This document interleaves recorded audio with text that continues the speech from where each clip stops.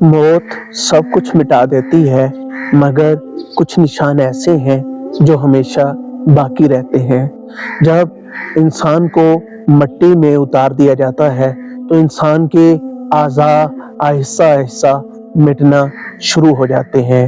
دل چند لمحوں میں، دماغ کچھ وقت میں، گوشت چند دنوں میں اور ہڈیاں سالوں میں مٹی کا حصہ بن جاتی ہیں۔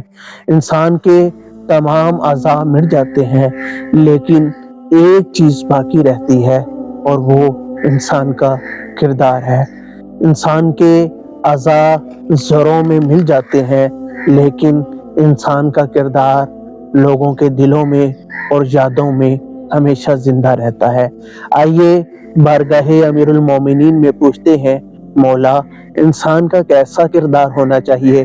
تو مولا فرماتے ہیں، خالط الناس مخالطۃ ان متم ما بقوا علیکم وان عشتم حنوا علیکم۔